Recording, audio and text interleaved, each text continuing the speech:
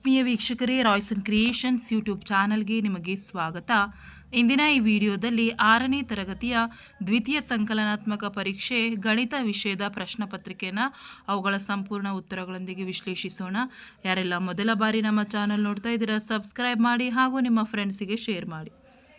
So ಒಟ್ಟಾರೆ 40 ಅಂಕಗಳಿಗೆ exam ಇರುತ್ತೆ. Already ಒಂದು ಮಾಡೆಲ್ ಕ್ವಶನ್ ಪೇಪರ್ ಶೇರ್ ಮಾಡಿದ್ದೀನಿ ಮಕ್ಕಳ. ಸೊ ಅದನ್ನು ಸಹ ನೋಡಿ ನಿಮ್ಮ ಎಕ್ಸಾಮ್ಗೆ ಪ್ರಿಪೇರ್ ಆಗಿ. ಫಸ್ಟ್ ಮೇನ್ ಕೆಳಗಿನ ಬಿಟ್ಟ ಸ್ಥಳಗಳನ್ನು ಸೂಕ್ತ ಪದಗಳಿಂದ ತುಂಬಿರಿ ಅಂತ ಕೇಳಿದ್ದಾರೆ. 5 ಮತ್ತು 13ರ ಲಾಸಹವನ್ನು ಕೇಳಿದ್ದಾರೆ ಮಕ್ಕಳ. ಸೊ 5 ಮತ್ತು 13ರ ಲಾಸಹ ಆಗಿರೋದ್ರಿಂದ ಎರಡೂ ಸಹ ಅವಿಭಾಜ್ಯ ಸಂಖ್ಯೆಗಳಾಗಿರೋದ್ರಿಂದ 5 ಮತ್ತು 13ನ್ನು ಗುಣಿಸಿ ಮಕ್ಕಳ, ನಿಮಗೆ 65 ಬರ್ತದೆ. ಹಾಗಾಗಿ 65 ಅದರ ಲಾಸಹ ಆಗಿರ್ತದೆ. ನೆಕ್ಸ್ಟ್ ಎರಡನೆಯ ಪ್ರಶ್ನೆ, 256 ಮತ್ತು 555ರಲ್ಲಿ 2ರಿಂದ ಪೂರ್ಣ ಭಾಗವಾಗುವ ಸಂಖ್ಯೆ ಅಂತ ಹೇಳಿ ಕೇಳಿದ್ದಾರೆ ಮಕ್ಕಳ. ಸೊ ಬಿಡಿ ಸ್ಥಾನದಲ್ಲಿ 0, 2, 4, 6 ಇರುವಂತಹ ಸಂಖ್ಯೆಗಳು 2ರಿಂದ ಭಾಗ ಆಗ್ತದೆ, ಅದು ನಮಗೆ ಗೊತ್ತಿದೆ ಮಕ್ಕಳ. ಹಾಗಾಗಿ 256ರ ಬಿಡಿ ಸ್ಥಾನದಲ್ಲಿ 6 ಇದೆ. ಹಾಗಾಗಿ ಇದು ಪೂರ್ಣ ಭಾಗವಾಗುವ ಸಂಖ್ಯೆ ಆಗಿರ್ತದೆ ಮಕ್ಕಳ. 256 ಭಾಗವಾಗುವ ಸಂಖ್ಯೆ, 555 ಅದರಲ್ಲಿ ಭಾಗ ಆಗೋದಿಲ್ಲ. ನೆಕ್ಸ್ಟ್ ಮೂರನೇ ಪ್ರಶ್ನೆ, 10/3ರ ಮಿಶ್ರ ಭಿನ್ನರಾಶಿಯ ರೂಪವನ್ನು ಕೇಳಿದ್ದಾರೆ ಮಕ್ಕಳ. ಸೊ ಮಿಶ್ರ ಭಿನ್ನರಾಶಿ ಅಂದರೆ ನಮಗೆ ಗೊತ್ತಿದೆ. ಸೊ ಈ ರೀತಿ ಅದಕ್ಕೆ ಬರ್ತದೆ. 3 3s 9, 9 1s. ಸೊ ಹಾಗಾಗಿ ಇದರ ರೂಪ 3 1/3 ಆಗಿರುತ್ತೆ. ನೆಕ್ಸ್ಟು ವೈಗೆ 5ಅನ್ನು ಸೇರಿಸಿದೆ. ಸೊ ಈ ಹೇಳಿಕೆಯನ್ನು ನಾವು ಬೀಜೋಕ್ತಿಯಲ್ಲಿ ಬರೆದಾಗ ಅಂತ ಕೇಳಿದ್ದಾರೆ ಮಕ್ಕಳ. ಸೊ ವೈಗೆ 5ಅನ್ನು ಸೇರಿಸಿದೆ, that means Y plus 5. So ನೋಡಿ ಬಹಳ ಈಸಿ. ನೆಕ್ಸ್ಟ್ 3y ಮೈನಸ್ ಇಲ್ಲಿ ಚರಾಕ್ಷರ. ಸೊ 3yಯಲ್ಲಿ ಚರಾಕ್ಷರ ಕೇಳಿದ್ದಾರೆ ಮಕ್ಕಳ. ಸೊ ಅದು ಆಬ್ವಿಯಸ್ಲಿ ವೈ ಆಗಿರ್ತದೆ. ವೈಯನ್ನು ಚರಾಕ್ಷರ ಅಂತೀವಿ, ಸಂಖ್ಯೆನ ಸಂಖ್ಯೆಗಳು. ನೆಕ್ಸ್ಟು ಬೀಜಾಕ್ಷರ ಎಂದರೇನು ಅಂತ ಕೇಳಿದ್ದಾರೆ. ಸೊ ಸಂಖ್ಯೆಗಳನ್ನು ಪ್ರತಿನಿಧಿಸಲು ಬಳಸುವ ಅಕ್ಷರಗಳನ್ನೇ ನಾವು ಬೀಜಾಕ್ಷರಗಳು ಅಂತ ಹೇಳಿ ಕರೆಯಲಾಗ್ತದೆ. ಉದಾಹರಣೆಗೆ X, A, B, C. So ಯಾವುದಾದ್ರೂ ಬರಿಬೋದು, ಎಕ್ಸ್, ವೈ. ಸೊ ಈ ರೀತಿ ಬರಿತಾ ಹೋಗಿ ಮಕ್ಕಳ. ನೆಕ್ಸ್ಟ್ 5:7 ಭಿನ್ನರಾಶಿ ರೂಪದಲ್ಲಿ ಬರೆದಾಗ ಅಂತ ಹೇಳಿ ಕೇಳಿದ್ದಾರೆ ಮಕ್ಕಳ. ಸೊ ಭಿನ್ನರಾಶಿ ರೂಪದಲ್ಲಿ ಬರೆಯೋದು ಬಹಳ ಈಸಿ ಮಕ್ಕಳ. So 5/7 is the answer, that's it. Next 3:6 is 4:8 ಇದರಲ್ಲಿ ಅಂತ್ಯಪದಗಳು ಅಂತ ಕೇಳಿದ್ದಾರೆ ಮಕ್ಕಳ. ಸೊ ಅಂತ್ಯಪದಗಳು ನಮಗೆ ಗೊತ್ತಿದೆ ಮಕ್ಕಳ, ಯಾವುದು ಅಂತ ಹೇಳಿದರೆ 3 ಮತ್ತು 8. ಇದನ್ನೇ ನಾವು 3 ಮತ್ತು 3,8 ಅಂತ ಬರೀರಿ. ಸೊ ಅದನ್ನು ಅಂತ್ಯಪದಗಳು ಅಂತ ಹೇಳಿ ಕರೆಯಲಾಗ್ತದೆ. ನೆಕ್ಸ್ಟ್ ಸಮಮಿತಿ ಅಂದ್ರೇನು ಅಂತ ಹೇಳಿ ಕೇಳಿದ್ದಾರೆ ಮಕ್ಕಳ. ಸೊ ಸಮಮಿತಿ ಅಂತ ಹೇಳಿದರೆ ಒಂದು ಆಕೃತಿಯನ್ನು ಒಂದು ರೇಖೆಯ ಮೇಲೆ 2 ಸಮಾನ ಹಾಗೂ ಒಂದರ ಮೇಲೊಂದು ಐಕ್ಯವಾಗುವಂತೆ ಭಾಗಿಸಲು ಸಾಧ್ಯವಾದರೆ ಅದನ್ನು ಸಮಮಿತಿ ಅಂತ ಹೇಳಿ ನಾವು ಕರೆಯಲಾಗ್ತದೆ. ನೆಕ್ಸ್ಟ್ ಕೋನಮಾಪಕದಲ್ಲಿ ಸೂಚಿಸಿರುವ ಅತ್ಯಂತ ಗರಿಷ್ಠ ಕೋನ ಕೇಳಿದ್ದಾರೆ ಮಕ್ಕಳ. ಸೊ ಕೋನಮಾಪಕದಲ್ಲಿ ಸೂಚಿಸಿರುವ ಅತ್ಯಂತ ಗರಿಷ್ಠ ಕೋನ 180 ಡಿಗ್ರಿ ಆಗಿರ್ತದೆ ಮಕ್ಕಳ. ಹಾಗಾಗಿ 180 degree is the right answer. Next ವಿಸ್ತೀರ್ಣದ ವ್ಯಾಖ್ಯೆ ಬರೆಯಿರಿ ಅಂತ ಕೇಳಿದ್ದಾರೆ. ಒಂದು ಆವೃತ್ತ ಆಕೃತಿಯ ಸಮತಲದಲ್ಲಿ ಆಕ್ರಮಿಸಿಕೊಂಡಿರುವ ಭಾಗದ ಅಳತೆಯನ್ನು ಅದರ ವಿಸ್ತೀರ್ಣ ಅಥವಾ ಏರಿಯಾ ಅಂತ ಹೇಳಿ ಕರೆಯಲಾಗ್ತದೆ. ನೆಕ್ಸ್ಟು 67.6 ಸಂಖ್ಯೆಯನ್ನು ದಶಮಾಂಶ ರೂಪದಲ್ಲಿ ಬರಿಬೇಕು. 67.6 ಅಂತ ಹೇಳಿದ್ರೆ so 67.8 is the answer. So ಹಾಗಾಗಿ ನೀವೇನು ಮಾಡಬೇಕು, 67 ಅಂತ ಹೇಳಿ ಬರೆದು 8ಅನ್ನು ಬರಿಬೇಕು. ಸೊ ಇದಿಷ್ಟು ನಿಮಗೆ 1 ಅಂಕದ ಪ್ರಶ್ನೆಗಳಾಗಿತ್ತು. ನೆಕ್ಸ್ಟ್ ನಾವು ಸೆಕೆಂಡ್ ಮೇನ್ಗೆ ಹೋಗೋಣ. ಕೆಳಗಿನ ಸಮಸ್ಯೆಗಳನ್ನು ಬಿಡಿಸಿ 3/5 ಈ ಭಿನ್ನರಾಶಿಯ ಸಮಾನ ಭಿನ್ನರಾಶಿಗಳನ್ನು ಬರೆಯಿರಿ ಅಂತ ಹೇಳಿ ಕೇಳಿದ್ದಾರೆ. ಸೊ ಇಲ್ಲಿ ಏನು ಮಾಡಬೇಕು ಮಕ್ಕಳ, 3/5ಗೆ ಫಸ್ಟು ನಾವು 2 ಇಂದ ಮಲ್ಟಿಪ್ಲೈ ಮಾಡಬೇಕು. ಸೊ ಅಲ್ಲಿಗೆ 6/10 ಆಯಿತು. ಅದೇ ರೀತಿ ನೆಕ್ಸ್ಟು 3 ಇಂದ ಡಿವೈಡ್ ಮಾಡಿದ್ರೆ ಸೊ ನಮಗೆ 9/15 ಆಗುತ್ತೆ. ನೆಕ್ಸ್ಟ್ 4 ಇಂದ ಮಲ್ಟಿಪ್ಲೈ ಮಾಡಬೇಕು. 4 ಇಂದ ಮಲ್ಟಿಪ್ಲೈ ಮಾಡಿದರೆ 12/20 ಆಗ್ತದೆ. ನೆಕ್ಸ್ಟ್ 5 ಇಂದ ಮಲ್ಟಿಪ್ಲೈ ಮಾಡಿದರೆ 15/25 ಆಗ್ತದೆ. ಸೊ ಹಾಗಾಗಿ ಇದಿಷ್ಟು ಆನ್ಸರ್ ಆಗ್ತದೆ ಮಕ್ಕಳ. ನೆಕ್ಸ್ಟ್ ಈ ಭಿನ್ನರಾಶಿಯನ್ನು ಏರಿಕೆ ಕ್ರಮದಲ್ಲಿ ಬರೆಯಿರಿ ಅಂತ ಹೇಳಿ ಕೇಳಿದ್ದಾರೆ ಮಕ್ಕಳ. ಸೊ ಅಲ್ಲಿ ನೋಡಿ ನಿಮಗೆ ಏರಿಕೆ ಕ್ರಮದಲ್ಲಿ ಕಾಣಿಸ್ತಾ ಇದೆ. ಸೊ ಫಸ್ಟ್ ಯಾವ್ದು ಬರ್ತದೆ ಮಕ್ಕಳ, 7/, ಸೊ ಒಂದೇ ಆಗಿರೋದ್ರಿಂದ ಅಂಶವನ್ನು ಚಿಕ್ಕದಾಗಿರೋದ್ರಿಂದ ದೊಡ್ಡಕ್ಕೆ ಜೋಡಿಸ್ಬೇಕು. ಸೊ ಇಲ್ಲಿ ಚಿಕ್ಕದು ಯಾವುದಿದೆ ಮಕ್ಕಳ, ಫಸ್ಟ್ ಸೊ 1/12.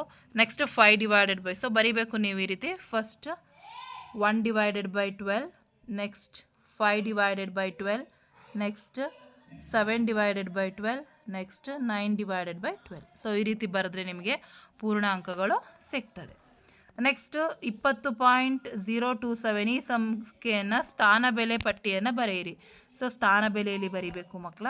ಸೊ ನೋಡಿ ನಿಮಗೆ ಇಲ್ಲಿ ಪ್ರಶ್ನೆ ಕಾಣಿಸ್ತಾ ಇದೆಯಲ್ಲ, ಸೊ ಸ್ಥಾನ ಬೆಲೆಯಲ್ಲಿ ಬರೆಯೋದನ್ನು ಅಭ್ಯಾಸ ಮಾಡ್ಕೊಂಡಿರಿ. ಸೊ ಈಸಿ ಇದೆ ಮಕ್ಕಳ.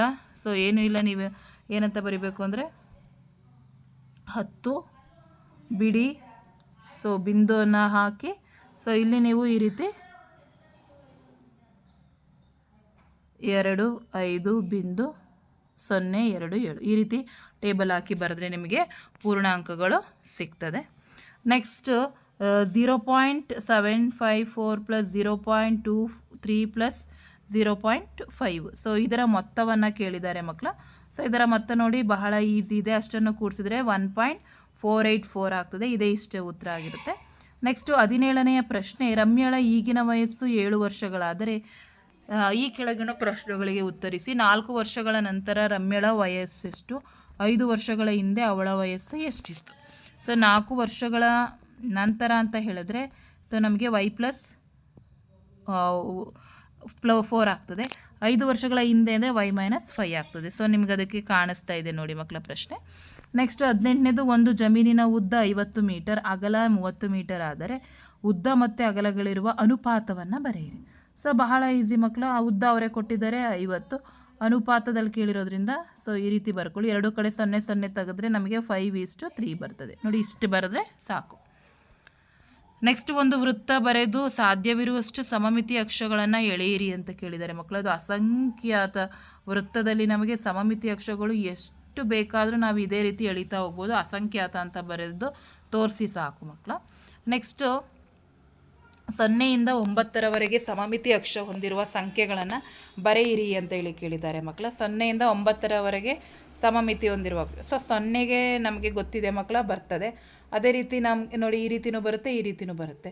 3ಕ್ಕೆ ಈ ರೀತಿ ಮಾತ್ರ ಬರುತ್ತೆ. ನೆಕ್ಸ್ಟು 8ಕ್ಕೆ ಹೀಗೂ ಬರುತ್ತೆ, ಈ ರೀತಿನೂ ಬರುತ್ತೆ. ಲಂಬ ಅಡ್ಡ ಎರಡೂ ಬರ್ತದೆ. ಹಾಗಾಗಿ ನೀವು ಬರೆದು ತೋರಿಸಿದ್ರೆ ಸಾಕು ಮಕ್ಕಳು. ನೆಕ್ಸ್ಟ್ 21ನೇ ಪ್ರಶ್ನೆ, 2.5 ಮೀಟರ್ ಅಗಲವಿರುವ ವರ್ಗಾಕಾರದ ಕೋಣೆಗೆ ಜಮಖಾನೆ ಹಾಸಲು ಬೇಕಾದ ಜಮಖಾನದ ವಿಸ್ತೀರ್ಣವನ್ನು ಕೇಳಿದ್ದಾರೆ. ಸೊ ಜಮಖಾನದ ವಿಸ್ತೀರ್ಣ ಕಂಡುಹಿಡಿಯಬೇಕು ಮಕ್ಕಳ. ಸೊ ಅವರೇ ಕೊಟ್ಟಿದ್ದಾರೆ ನಮಗೆ ಅಗಲವಿರುವ ವರ್ಗಾಕಾರ.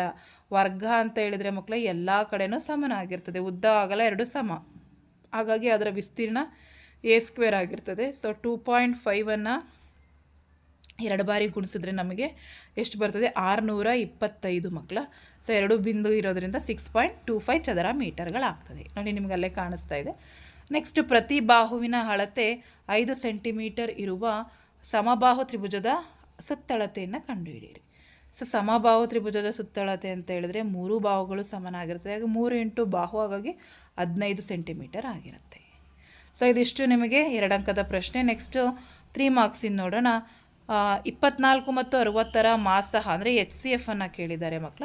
ಸೊ ಫಸ್ಟು 24ರ ಅಪವರ್ತನಗಳನ್ನ ಬರೆಯೋಣ. 1 2 3 4 6 8 12 24. ಅದೇ ರೀತಿ 60ರ ಅಪವರ್ತನ ನೋಡ್ತಾ ಹೋಗೋಣ. ಸೊ ಅದಷ್ಟು ಬರ್ತದೆ. So next HCF is very easy. Highest common factor that is 12 ಆಗಿರ್ತದೆ. ನೆಕ್ಸ್ಟ್ ತ್ರಿಜ್ಯ 3 ಸೆಂಟಿಮೀಟರ್ ಇರುವಂತೆ ಒಂದು ವೃತ್ತವನ್ನು ರಚಿಸಿ. ಸೊ ವಿಧಾನವನ್ನು ಕೇಳಿದ್ದಾರೆ ಮಕ್ಕಳ. ಫಸ್ಟ್ ಕೈವಾರದಲ್ಲಿ ಅಳತೆ ಪಟ್ಟಿಯ ಬಳಸಿ 3 ಸೆಂಟಿಮೀಟರ್ ಅಳತೆಯನ್ನು ತೆಗೆದುಕೊಳ್ಬೇಕು. ಹಾಳೆ ಮೇಲೆ ಒಂದು ಬಿಂದುವನ್ನು ಗುರುತಿಸಿ ಅದಕ್ಕೆ O ಅಂತ ಕೇಂದ್ರವಾಗಿ ಕೊಡಬೇಕು. ನೆಕ್ಸ್ಟ್ ಕೈವಾರದ ಚೂಪಾದ ತುದಿಯನ್ನು O ಬಿಂದುವಿನಲ್ಲಿಟ್ಟು ಪೆನ್ಸಿಲ್ ತುದಿಯನ್ನು ತಿರುಗಿಸಿದಾಗ ವೃತ್ತವನ್ನು ನಾವೇನು ಮಾಡ್ಬೋದು? ರಚಿಸಬಹುದಾಗ್ತದೆ. ಸೊ ನೋಡಿ ಇದಿಷ್ಟು ನಿಮಗೆ ಅರ್ಥ ಆಗಿದೆ ಅನ್ಕೊತೀನಿ. ಸೊ ಈಸಿ ಇದೆ ಮಕ್ಕಳ. ಸೊ ತುಂಬ ಸುಲಭವಾಗಿ ನೀವು ಬರೀಬೋದು. ಸೊ ಹಾಗಾಗಿ ಈ ಪತ್ರಿಕೆ ನಿಮಗೆ ಬಹಳ ಉಪಯೋಗ ಆಗಿದೆ ಅಂತ ಅಂದ್ಕೊಂಡು ಈ ವಿಡಿಯೋನ ಇಲ್ಲಿಗೆ ಎಂಡ್ ಮಾಡ್ತಾ ಇದ್ದೀನಿ. Thank you for watching this video.